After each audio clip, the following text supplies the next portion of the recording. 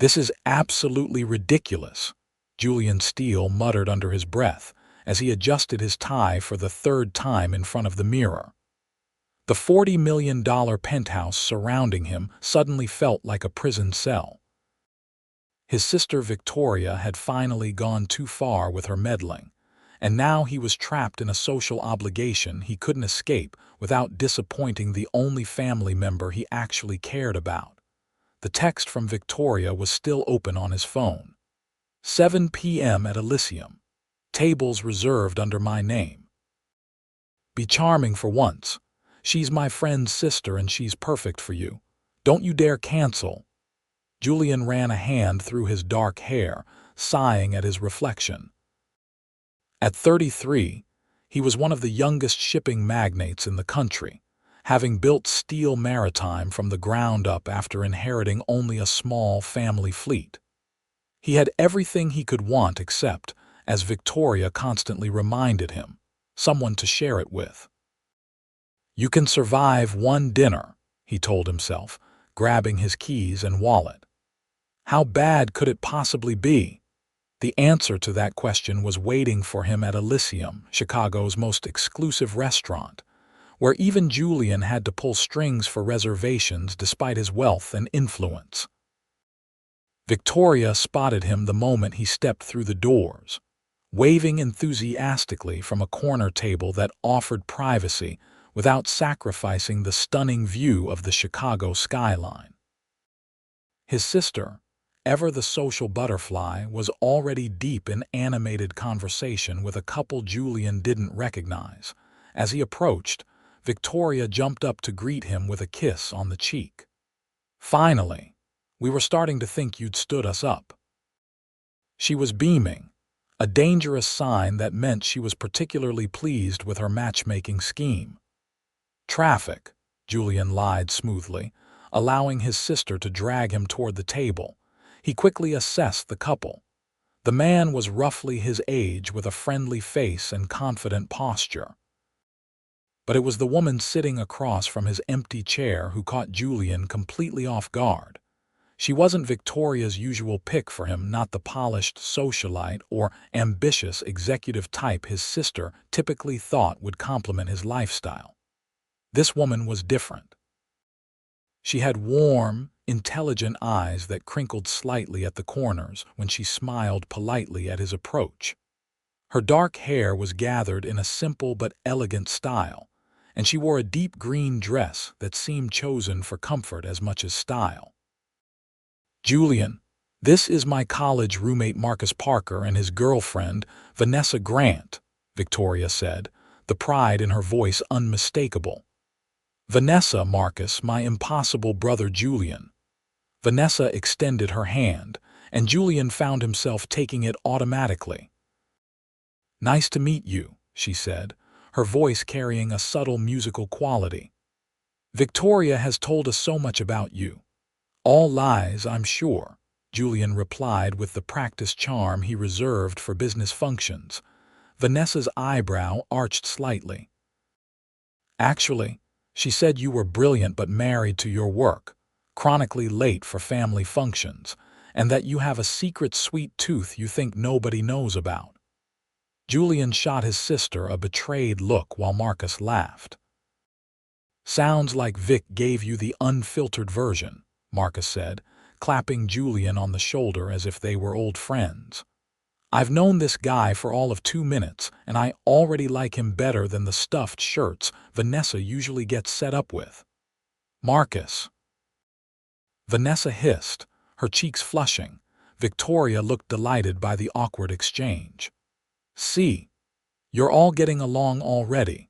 Let's order some wine, shall we?"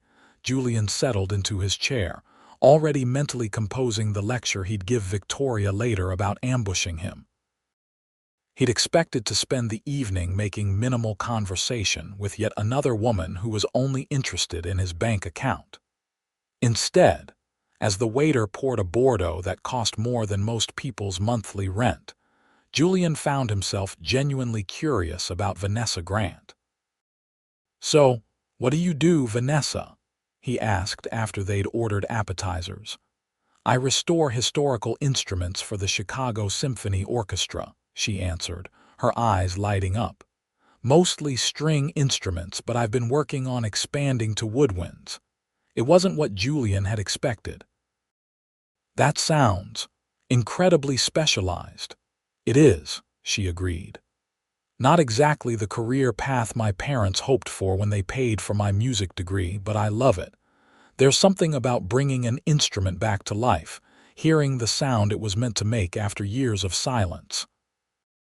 The passion in her voice was unmistakable, and Julian found himself leaning forward slightly. How does one even get into that line of work? As Vanessa explained her apprenticeship and the years of training involved, Julian realized he was actually listening, not just politely waiting for his turn to speak. Victoria and Marcus exchanged knowing glances across the table, but Julian was too engaged to notice. By the time their entrees arrived, the conversation had shifted to Julian's work. He found himself explaining the intricacies of international shipping regulations to Vanessa, who asked surprisingly insightful questions. "So you basically move the world's goods from point A to point B," she summarized after he'd outlined Steele Maritime's operations. "That's the simplified version, but yes," Julian agreed. "Though lately it's been more about navigating political waters than actual ones." "Must be nice, though," Marcus interjected, "being able to make decisions that affect global trade while the rest of us are just trying to keep our heads above water." There was a slight edge to Marcus's voice that Julian recognized immediately. He'd heard it countless times, the subtle resentment of those who saw only the wealth, not the work behind it. "It comes with its own challenges," Julian replied diplomatically. "The bigger the company, the more people depend on you making the right calls." Vanessa studied him with those perceptive eyes. "Is that why you work so much? The responsibility?" The question was direct but not accusatory, and Julian found himself giving an honest answer rather than his usual deflection. "Partly. But mostly it's because I enjoy the challenge. Building something that works, that provides value, there's satisfaction in that." "I understand completely," Vanessa said, surprising him. "It's how I feel when I finish a restoration. Like I've contributed something meaningful." Victoria, who had been unusually quiet, suddenly chimed in. "You two have more in common than you might think. You're both perfectionists who lose track of time when you're working on something you care about." Julian gave his sister a warning look, but Vanessa just laughed. "Guilty as charged," she admitted. "I once worked through an entire weekend on a 17th century cello. Didn't even realize it was Monday until my colleague came in and found me still there." "Last month, Julian missed our mother's birthday dinner because he was personally overseeing a fleet deployment," Victoria added, ignoring her brother's glare. "Mom forgave him, of course. She always does." "Only because I sent her to Paris the following weekend," Julian muttered. Marcus whistled. "Must be nice to be able to solve problems by throwing money at them." The table fell silent for an uncomfortable moment before Vanessa smoothly changed the subject. "Victoria tells me you're a sailing enthusiast, Julian. Do you still find time for that with your schedule?" Julian shot her a grateful look. "Not as much as I'd like, but I try to get out on the water at least once a month. It's the one place where I can truly disconnect." "I've never been sailing," Vanessa admitted. "Is it difficult to learn?" "Not with the right teacher," Julian found himself saying. "It's all about understanding the relationship between the wind, the water, and your vessel." "It sounds a bit like playing an instrument," Vanessa reflected. "The relationship between the musician, the instrument, and the music." Julian hadn't thought of it that way before, but she was right. "I suppose there is a similar harmony to it." Victoria looked between them, barely containing her smugness. "Julian has a beautiful sailboat he hardly ever uses. Maybe he could take you out sometime, Vanessa." Julian opened his mouth to object to his sister's blatant matchmaking, but Vanessa spoke first. "That's very kind, but I wouldn't want to impose," she said politely. "Besides, I'm terribly prone to motion sickness. I once got queasy on a paddle boat at the park." Julian surprised himself by feeling disappointed. Modern sailboats are quite stable. You might find it different from your paddle boat experience. Vanessa smiled. "Perhaps. Though I should warn you, I also have a terrible sense of direction. I'd be the worst first mate in naval history." "Then it's settled," Victoria declared triumphantly. "Julian will take you sailing and prove you wrong on both counts." Julian shot his sister another warning look, but found he didn't mind the idea as much as he should have. There was something refreshing about Vanessa's lack of pretense. As dinner progressed into dessert, where Vanessa ordered the same chocolate soufflé, that Julian secretly favored, the conversation flowed more naturally than Julian had experienced on any date in recent memory. Not that this was a date, he reminded himself. It was an ambush orchestrated by his meddling sister. When the check arrived, Julian reached for it automatically. "Please let me contribute," Vanessa insisted, reaching for her purse. Julian waved her off. "I invited you to my sister's ambush dinner. The least I can do is pay for it." Victoria rolled her eyes. "Always the gentleman, even when he's being passive-aggressive." Marcus laughed, but Vanessa studied Julian with that same thoughtful expression. "Thank you, then. But next time I insist on reciprocating." "Next time." The words hung in the air between them, and Julian realized he wanted there to be a next time without his sister's supervision. As they prepared to leave, Julian found himself walking beside Vanessa while Victoria and Marcus lingered at the table, not so subtly giving them a moment alone. "I should apologize for my sister," Julian said quietly. "She's been trying to set me up with someone for years.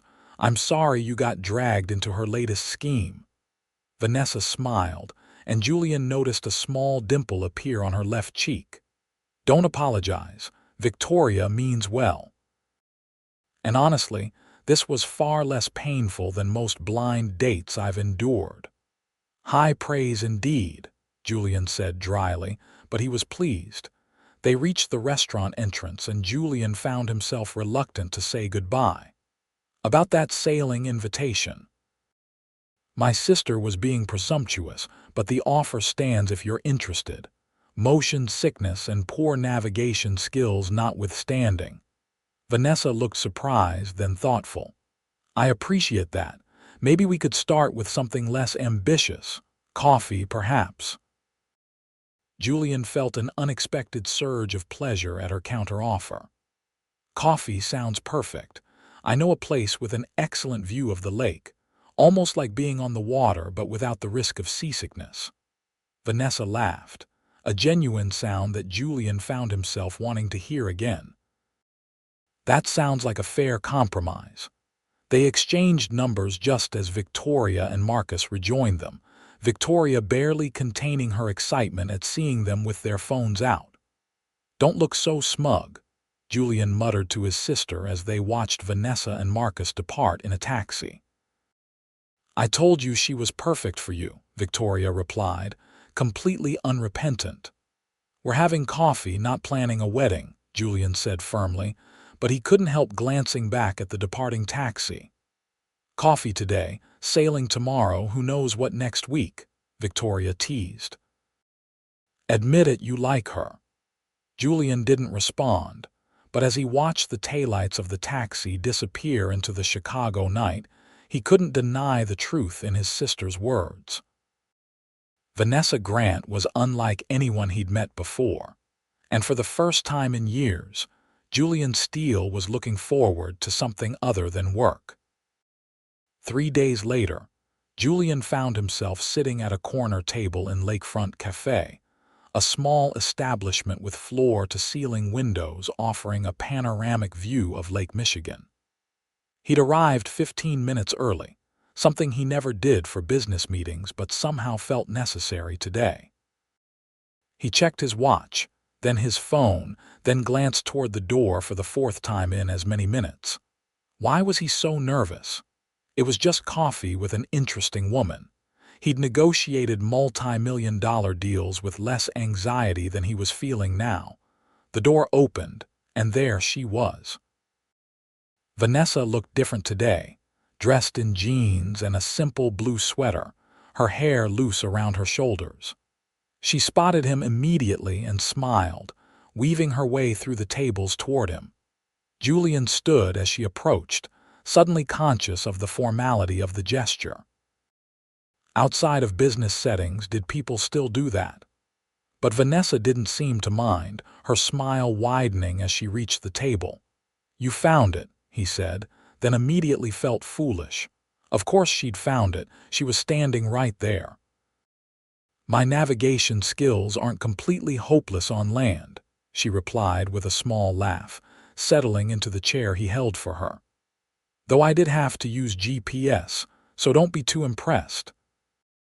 The awkwardness Julian had feared didn't materialize as they ordered a straight black coffee for him, a chai latte for her, and fell into conversation about their respective weeks. "I've been wrestling with a particularly stubborn viola," Vanessa told him, wrapping her hands around her mug. "Late 18th century, beautiful craftsmanship, but it has a crack that keeps reopening no matter what I try." Julian found himself fascinated by the technical details she shared, the patience and precision her work required. In return, he told her about the logistics challenge he was facing with a fleet rerouting around a political dispute in Southeast Asia. "It's a bit like a giant chess game," he explained. "Every move affects a dozen others, and you have to think 5 steps ahead while adapting to constantly changing conditions." Vanessa nodded thoughtfully. "That actually sounds similar to restoration work.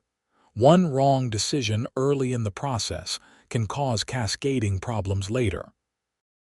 "Exactly," Julian said, surprised by her understanding. Most people's eyes glazed over when he talked about shipping logistics.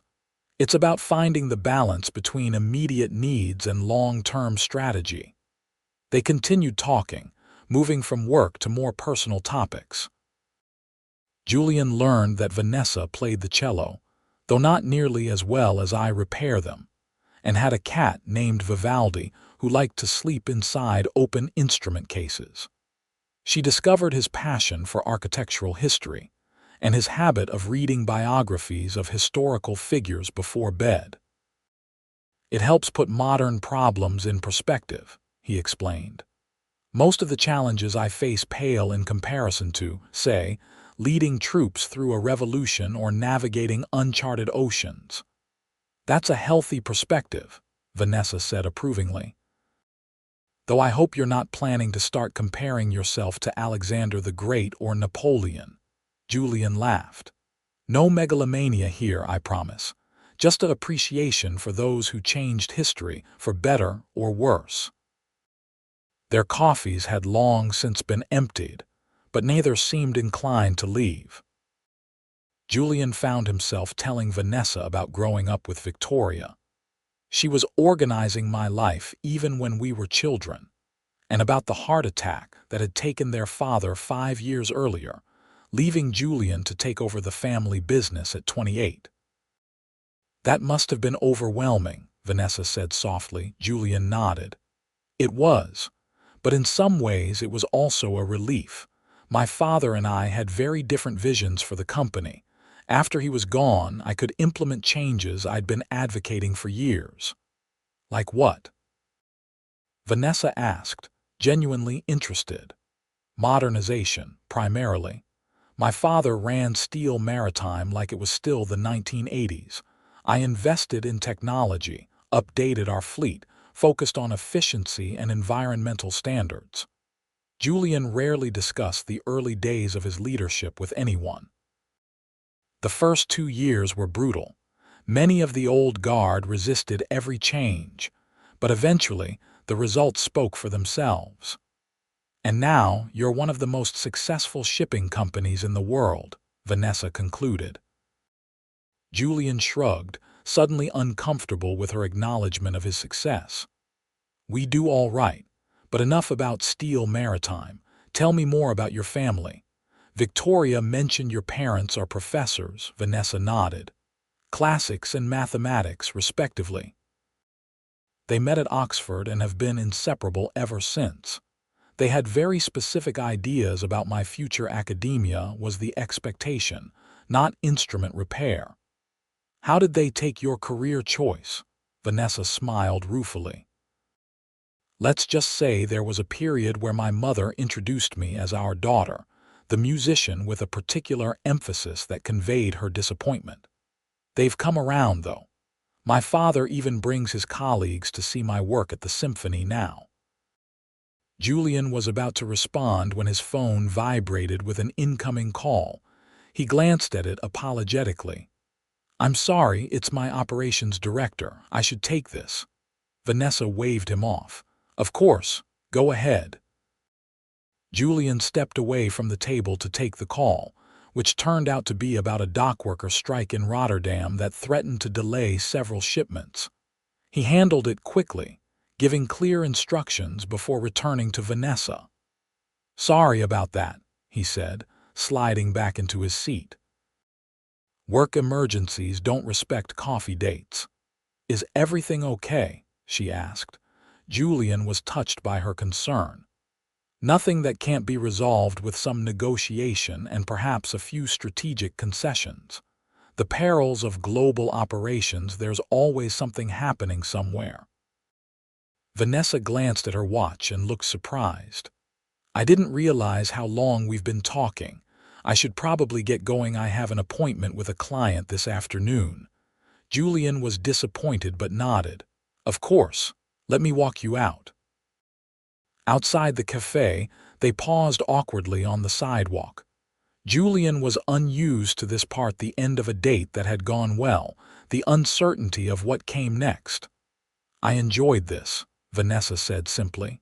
So did I, Julian replied. Then, taking a chance, enough to consider that sailing trip after all, Vanessa's smile was warm. I think I might be persuaded, though I maintain my warnings about motion sickness and directional challenges. Duly noted, Julian said. I'll bring extra Dramamine and a compass with very clear markings. They laughed together, and Julian felt a warmth that had nothing to do with the spring sunshine. Saturday, he suggested. If the weather holds, it should be perfect sailing conditions. Saturday sounds wonderful, Vanessa agreed. There was another moment of uncertainty. Should he kiss her cheek? Offer a handshake? Simply wave goodbye? Before Vanessa solved the dilemma by stepping forward to give him a quick hug. Until Saturday, then, she said, pulling back with a smile that lingered in Julian's mind long after she disappeared into a taxi. When Julian returned to his office, his assistant Miranda gave him a curious look. Good meeting, she asked, noting his unusually positive mood. Very productive, Julian replied neutrally, but he couldn't quite suppress his smile as he settled in to tackle the Rotterdam situation. Later that evening, as Julian was reviewing quarterly projections in his home office, his phone lit up with a text from Victoria. How was coffee with Vanessa? Don't leave out any details, Julian sighed, tempted to ignore his sister's prying, but knew from experience she would simply escalate to calling or, worse, showing up at his penthouse if he didn't respond. Coffee was fine. We're going sailing on Saturday, he texted back, deliberately sparse on details. Victoria's response was immediate and filled with far too many exclamation points and emojis for Julian's taste. I knew it. You like her. Don't mess this up, Jay. She's special. Julian stared at the message for a moment before typing. Don't you have your own life to manage? My life is perfect. Now I'm fixing yours. You're welcome. 2 hearts. Julian put his phone down without responding, but he couldn't deny the truth in his sister's assessment. He did like Vanessa. more than he'd expected to. There was something refreshingly genuine about her, a quiet confidence that didn't demand attention but commanded respect nonetheless. Saturday couldn't come soon enough. When Saturday arrived, bringing with it clear skies and a perfect breeze, Julian found himself meticulously preparing his 40-foot sailing yacht, the Aurora, with an attention to detail that surprised even his regular marina staff. "Special guest today, Mr. Steele," asked Miguel, the dockmaster who had known Julian for years. "Just showing a friend the basics," Julian replied, checking the safety equipment for the third time. Miguel nodded knowingly. "Must be some friend. I haven't seen you this particular about preparations since you took your mother out after her surgery." Julian ignored the comment, focusing instead on arranging the small picnic lunch he'd had his housekeeper prepare. Nothing elaborate, just some sandwiches, fruit, and a bottle of white wine, but he wanted everything to be perfect. Vanessa arrived precisely on time, wearing deck shoes as he'd suggested, along with white shorts and a navy top that looked both practical and flattering. Her hair was pulled back in a simple ponytail, and she carried a small backpack. "I came prepared," she announced, patting the bag. "Dramamine, sunscreen, bottled water, and an emergency flare gun in case your sailing skills aren't as good as you claim." Julian laughed. "The Coast Guard appreciates your caution, but I promise you're in capable hands." He offered his hand to help her aboard, and she took it with only slight hesitation. "So this is the Aurora," she said, looking around the sleek vessel. "She's beautiful." "Thank you," Julian replied, pleased by her appreciation.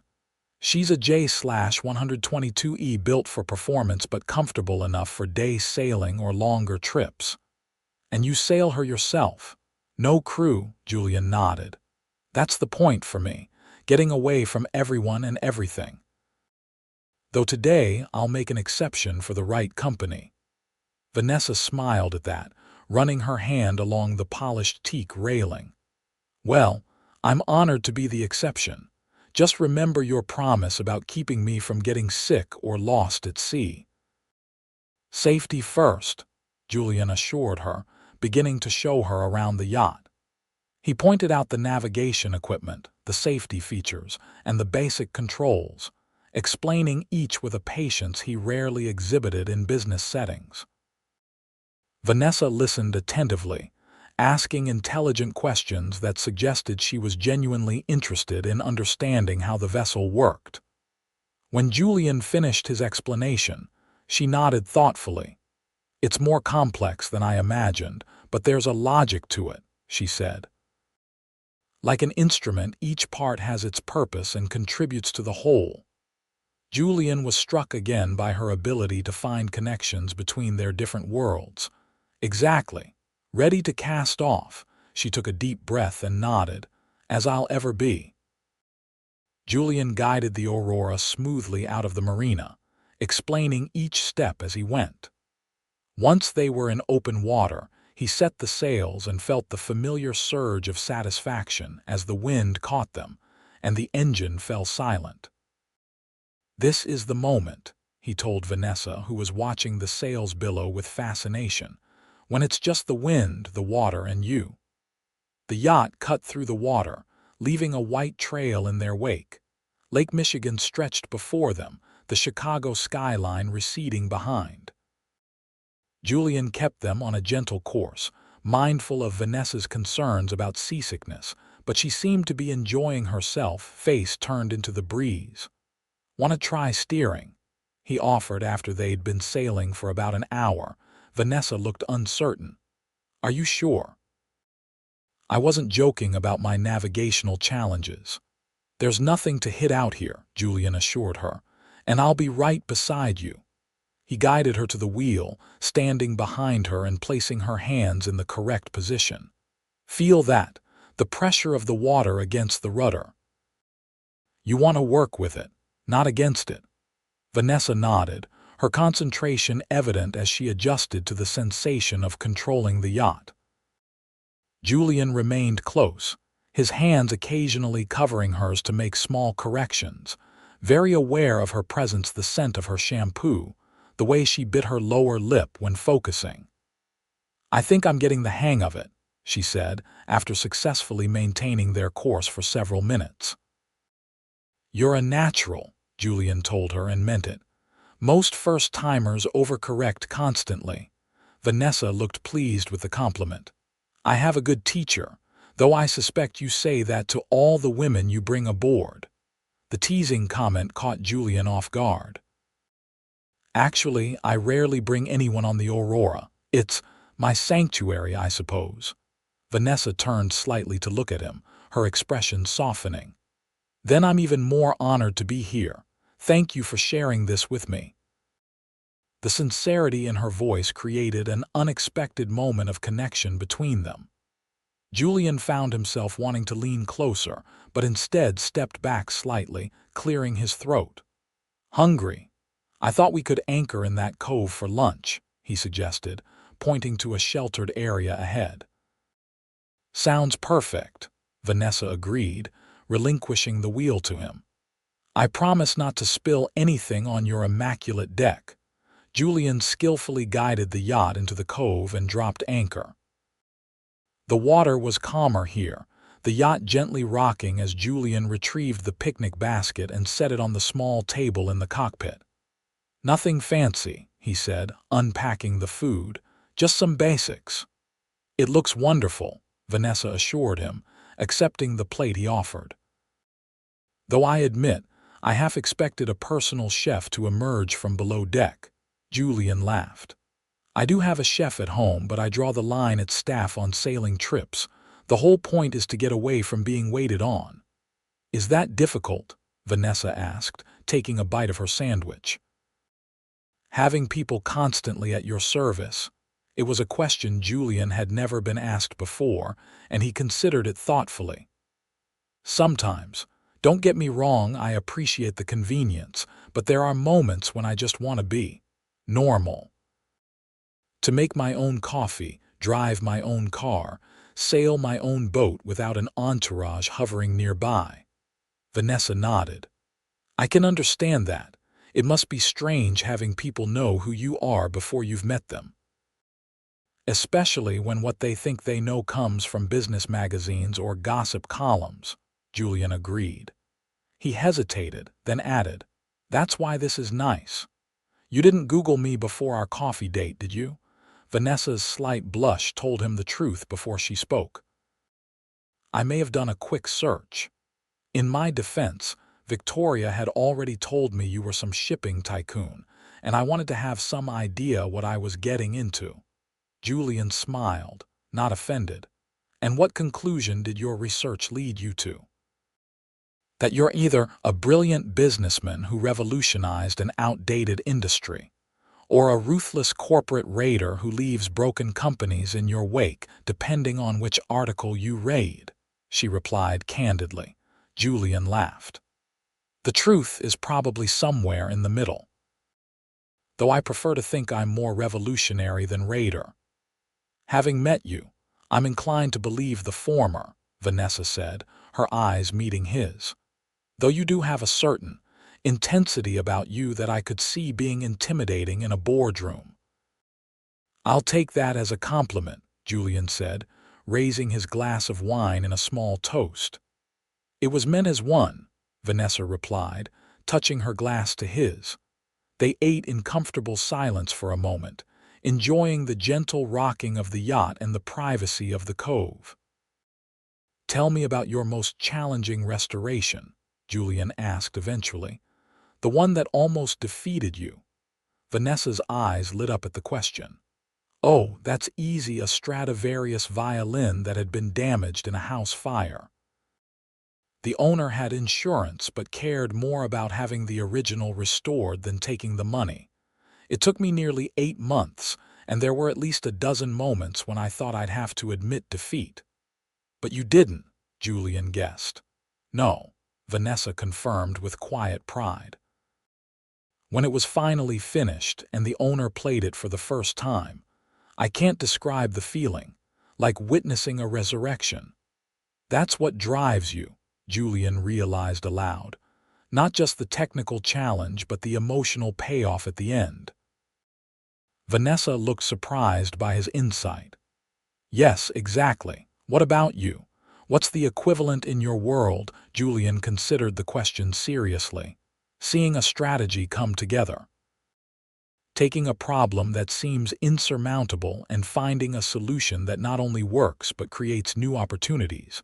It's like seeing around corners that others don't even know exist.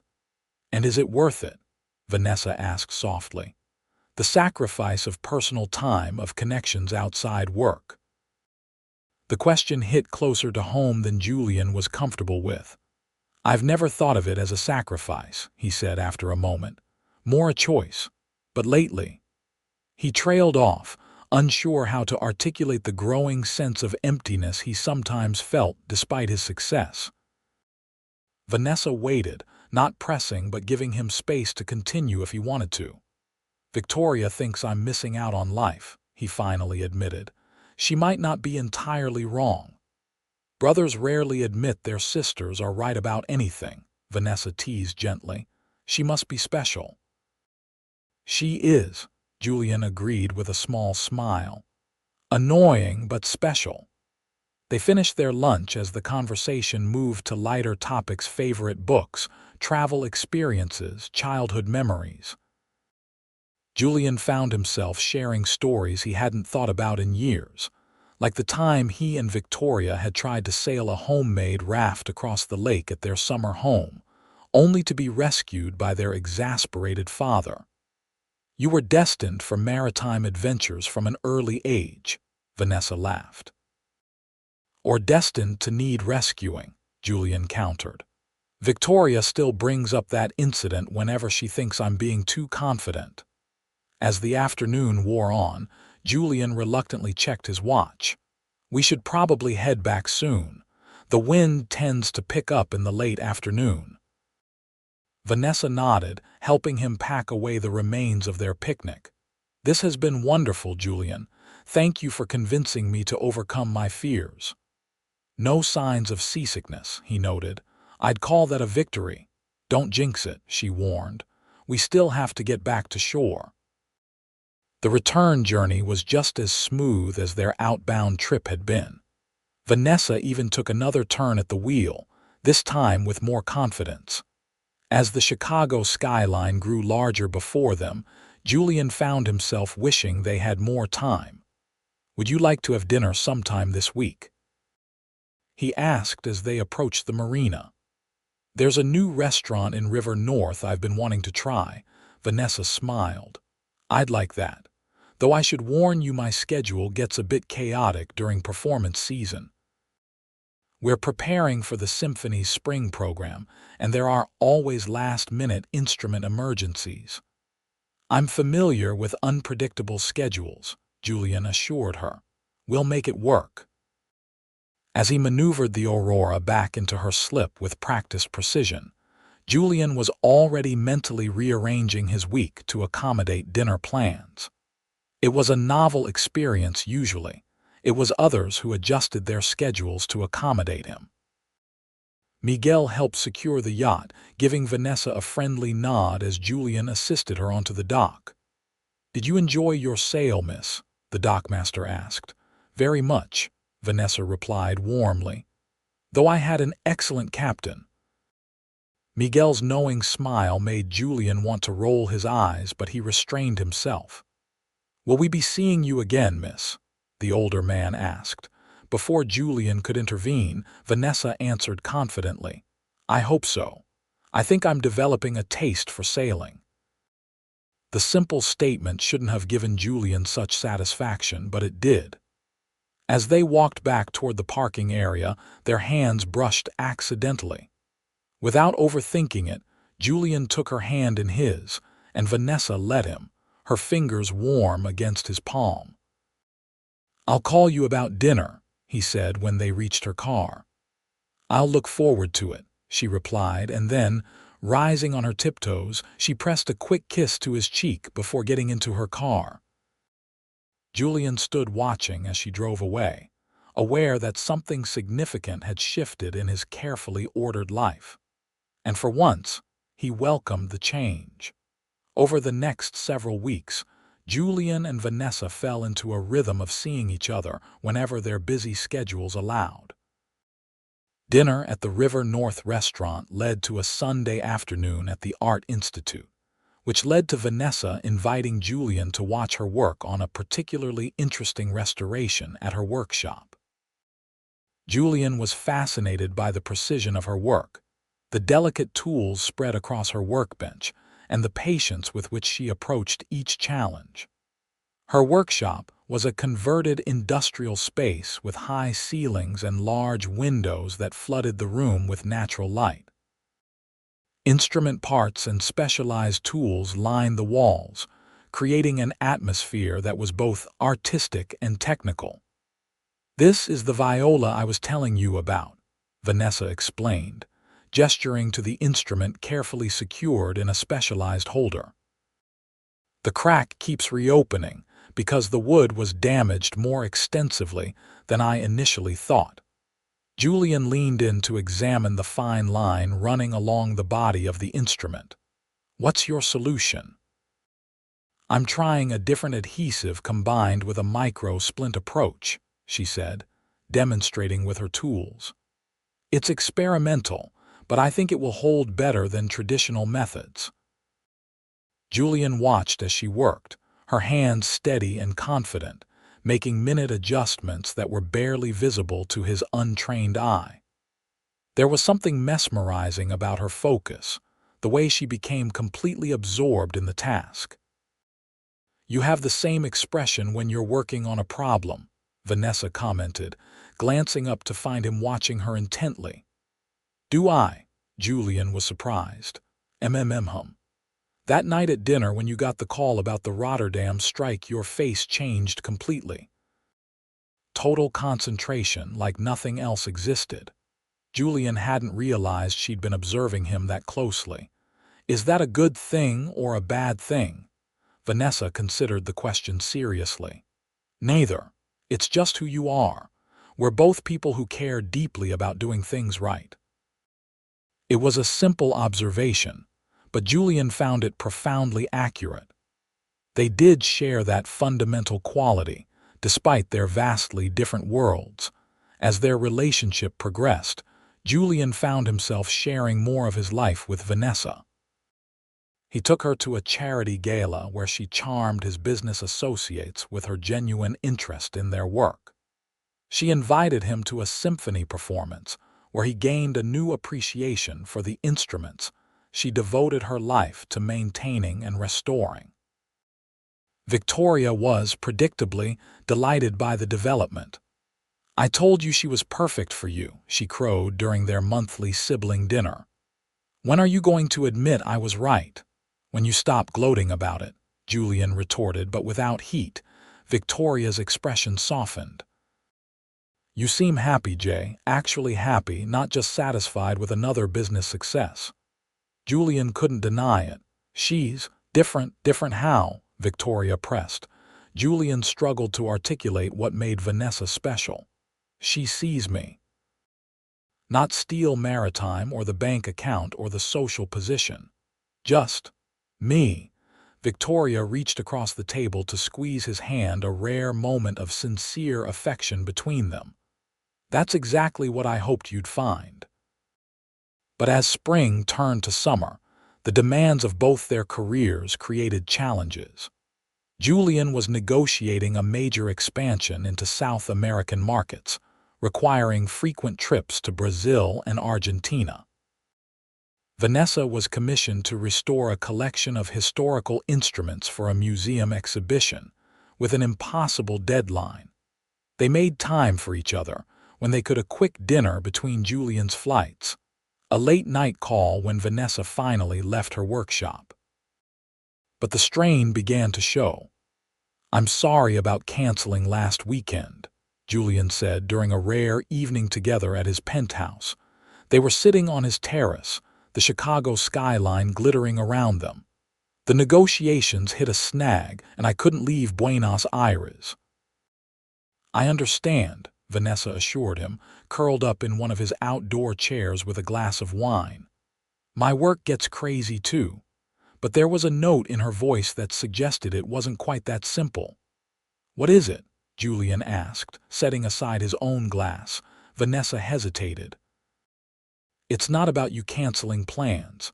That happens. We both have demanding careers. It's about, Julian prompted when she trailed off. "About never knowing where I fit in your life," she finally said. "You have all these separate compartments: work, family, sailing, charity obligations. I never know which compartment I belong in, or if I'm supposed to stay in just one." The observation caught Julian off guard. He'd never thought about his life that way, but she was right. He did compartmentalize. It was how he managed the complexity of his responsibilities.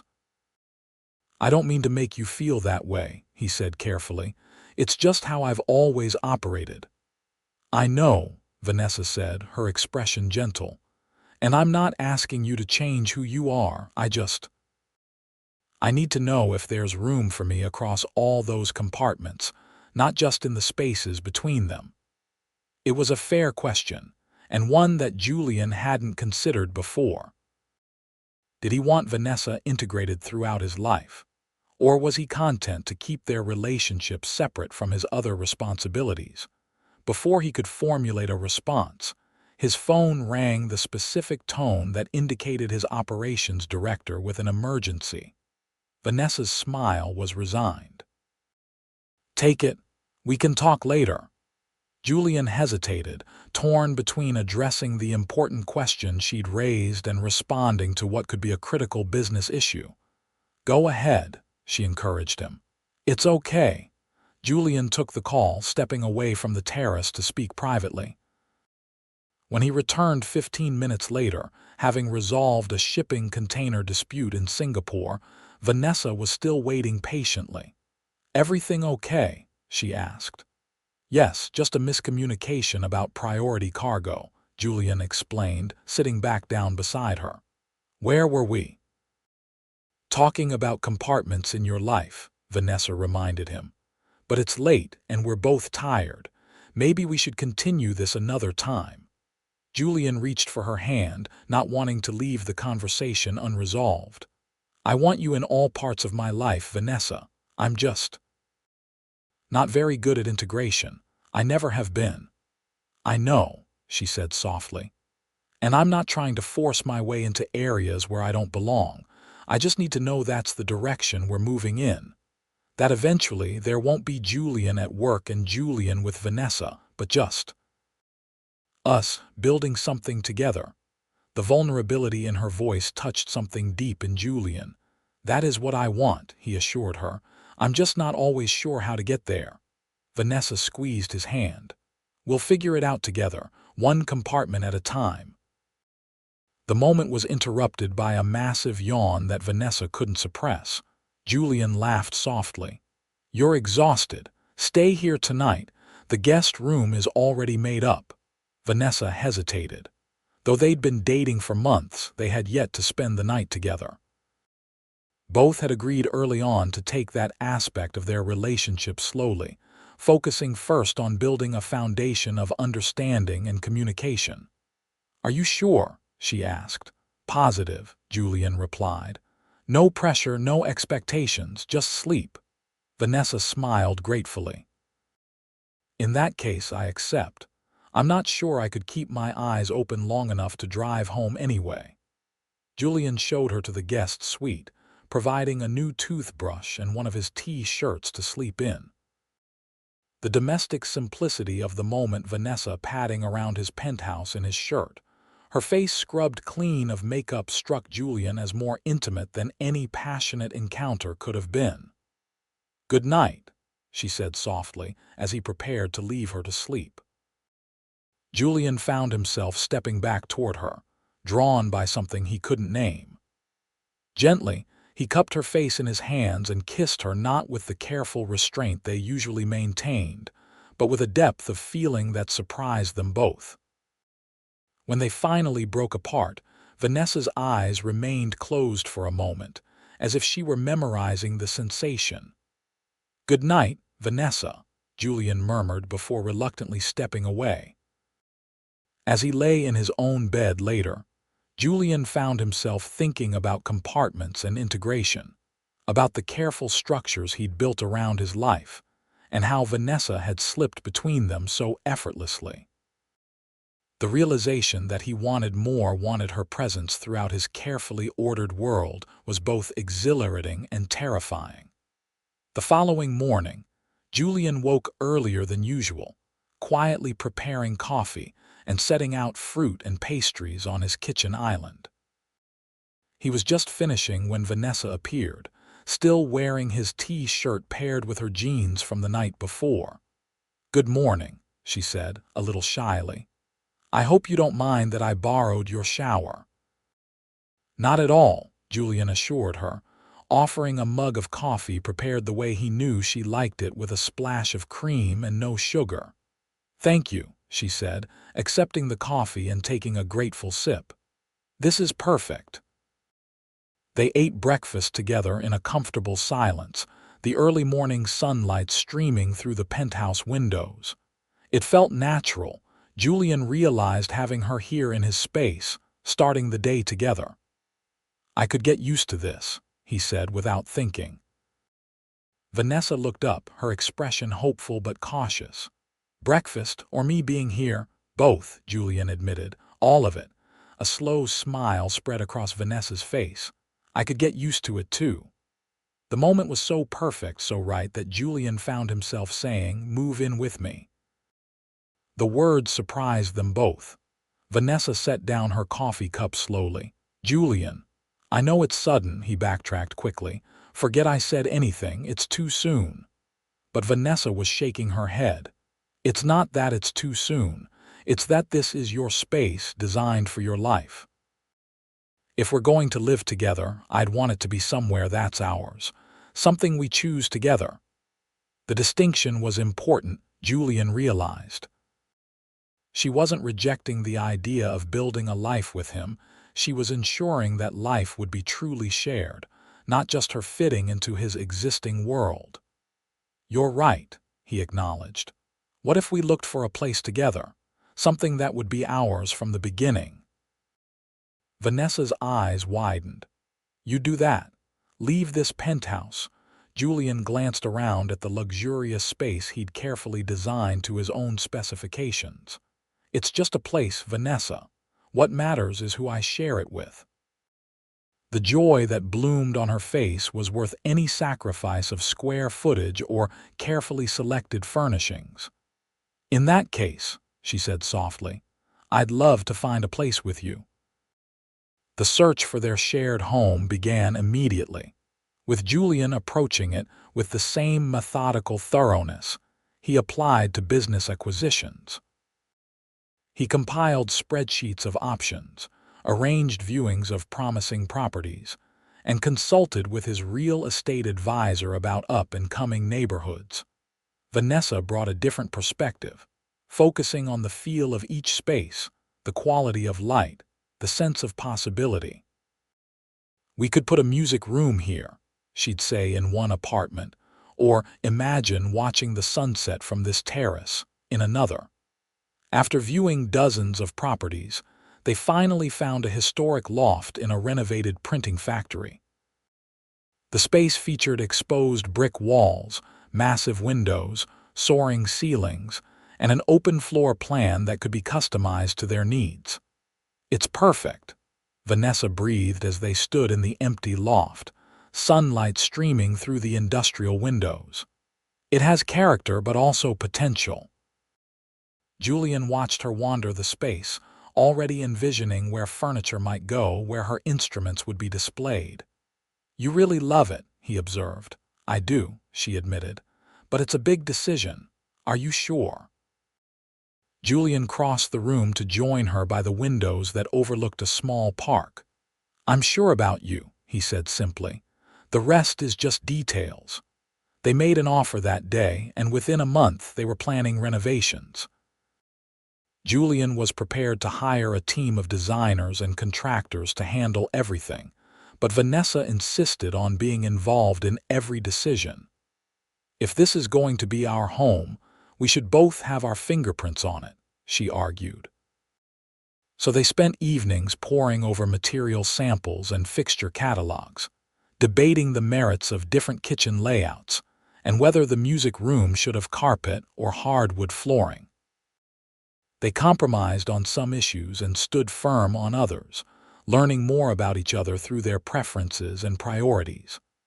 "I had no idea you felt so strongly about shower pressure," Vanessa teased after a particularly spirited discussion with their plumbing contractor. "And I never would have guessed you'd have such specific opinions about lighting fixtures," Julian countered.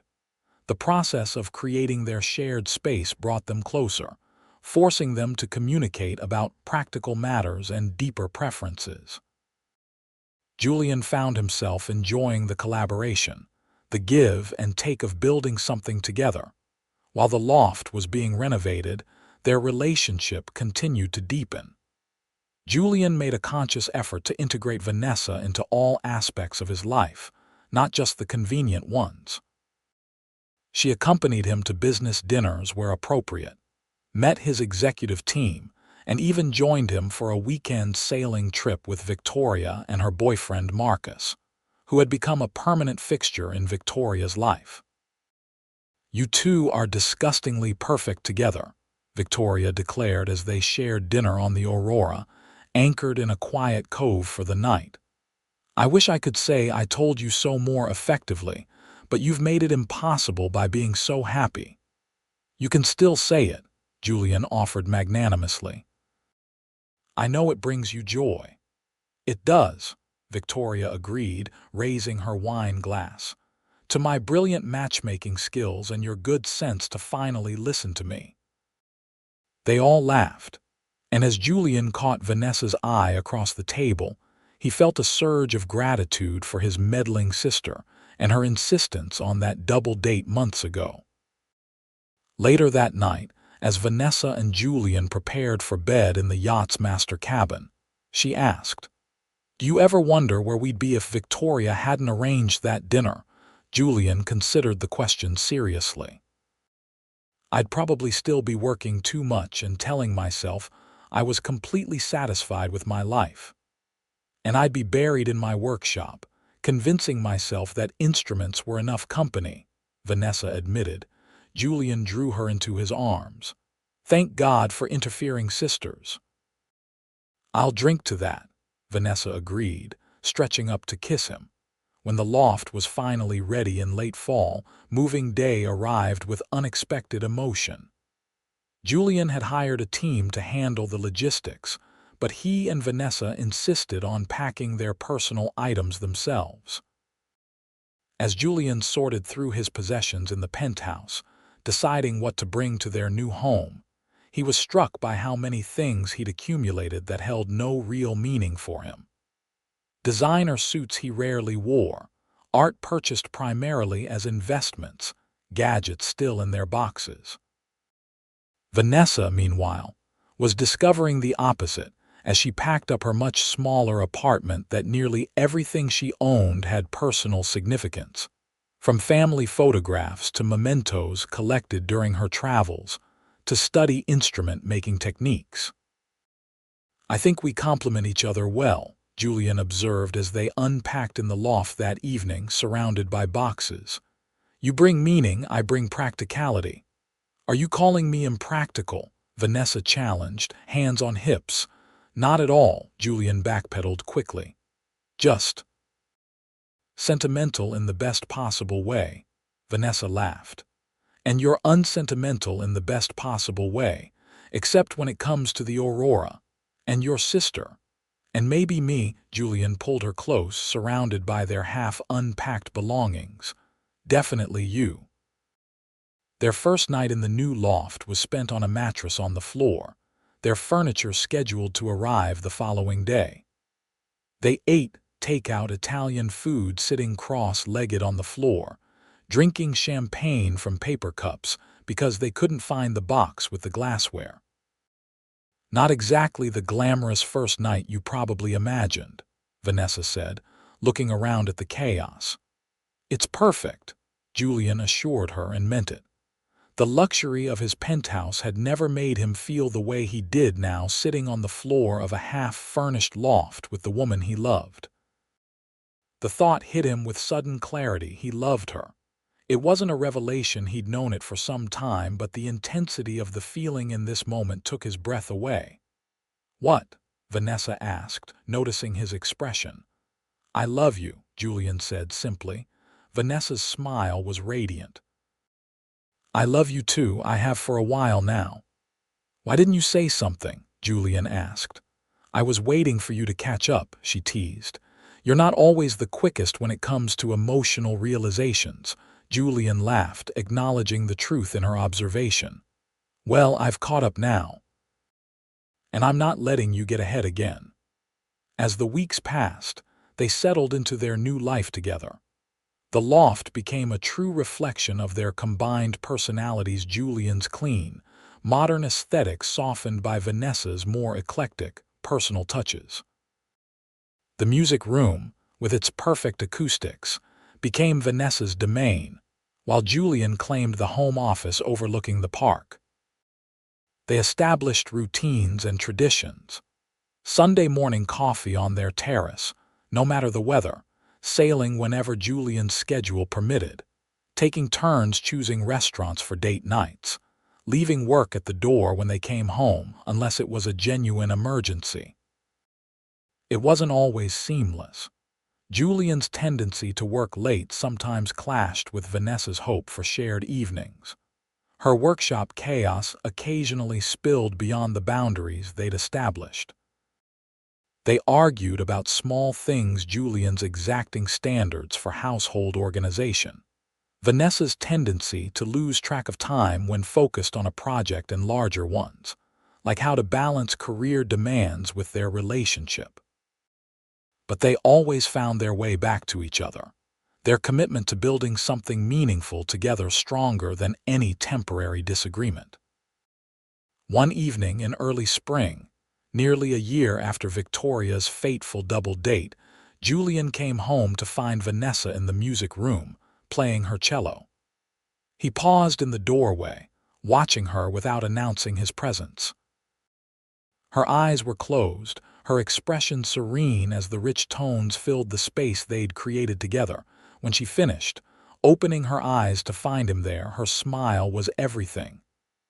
"That was beautiful," Julian said, coming to sit beside her. "New piece." "Old piece, actually." "Bach's cello suite No. 1.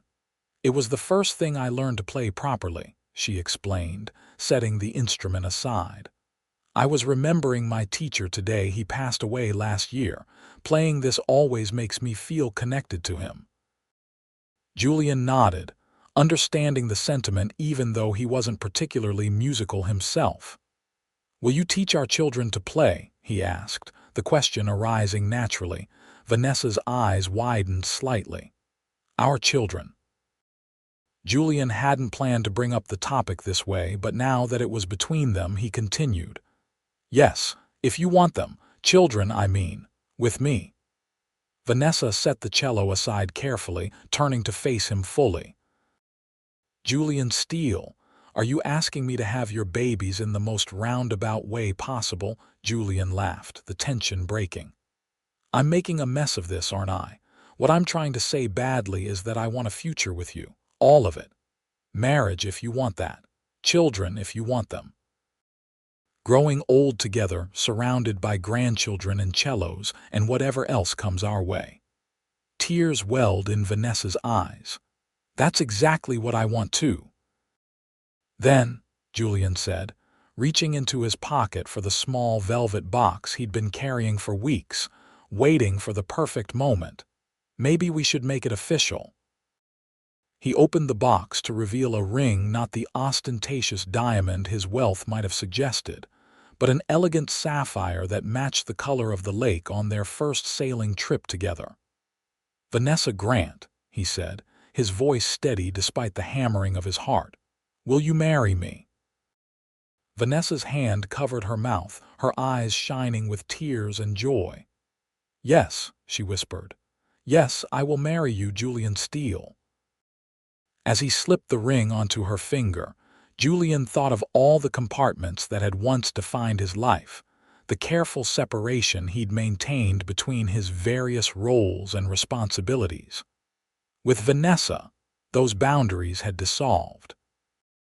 She was part of everything, now his partner in all things, the center around which his world revolved.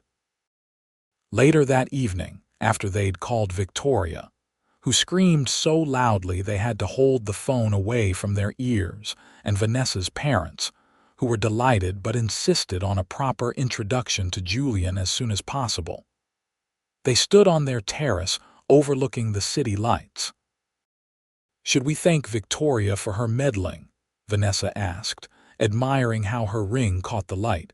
Julian wrapped his arms around her from behind, resting his chin on her shoulder. "Absolutely not. Her ego is already insufferable." Vanessa laughed, leaning back against him. "She'll never let you forget that she was right." "Some prices are worth paying," Julian murmured, turning Vanessa in his arms to kiss her. "Even my sister's eternal smugness." As they stood together on the terrace of the home they'd built together, Julian reflected on how dramatically his life had changed since that forced double date.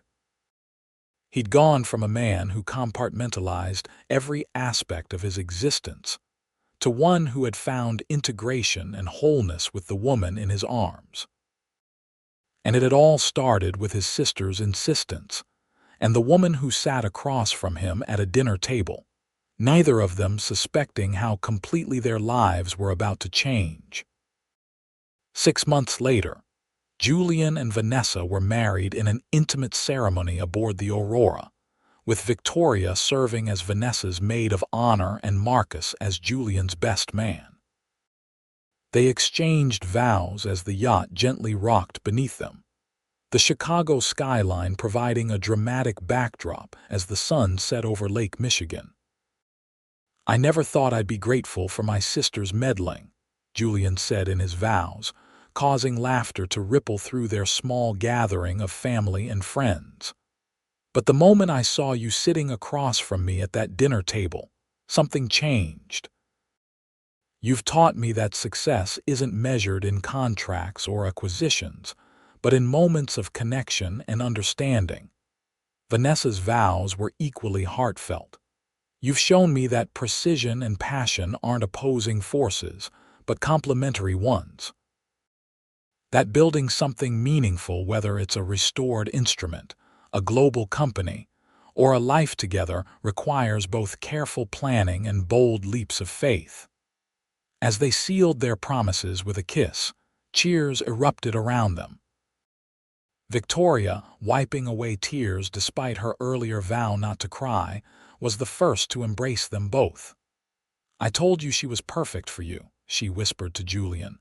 For once, Julian didn't argue with his sister. "You were right," he admitted. "Thank you for knowing what I needed before I did." Victoria's surprise at his acknowledgement was almost as satisfying as her matchmaking success. Almost. The reception was held at their loft, transformed for the evening into an elegant venue with twinkling lights, music from a string quartet featuring instruments Vanessa had restored, and food from their favorite restaurants around the city. As Julian watched his new wife moving among their guests, radiant in her simple silk gown, he reflected on the journey that had brought them here. From reluctant double-date participant to husband, from compartmentalized existence to integrated life, the transformation had been profound, but somehow also the most natural evolution imaginable. Later that night, after the last guest had departed, and they were alone in their loft, now returned to its normal state save for the flowers and ribbons that remained as evidence of the celebration, Vanessa kicked off her heels with a sigh of relief. "Mrs. Steele, Julian said, testing the name as he handed her a glass of champagne. Mr. Grant, she countered with a teasing smile, referring to his surprise announcement during the ceremony that he would be taking her name as a middle name. Julian Grant Steele, a gesture that had moved her to tears. To new beginnings, Julian proposed, raising his glass, and to sisters who know best, Vanessa added with a wink. Even if we'll never admit it to her face. Julian laughed, clinking his glass against hers. Never, he agreed. Some secrets are meant to be kept between husband and wife. As they stood in their home, surrounded by the life they'd built together, Julian felt a sense of completion he'd never experienced before, not when closing his biggest deal, not when acquiring his most valuable asset, not when seeing his company's stock reach record highs. True wealth, he discovered, wasn't measured in billions but in moments like these, standing beside the woman he loved, facing the future together, grateful for the twist of fate and sisterly interference that had placed Vanessa Grant across the table from him on a night he'd been determined to endure rather than enjoy. It was a lesson worth all the success in the world, and one he intended to remember for all the days of their life together.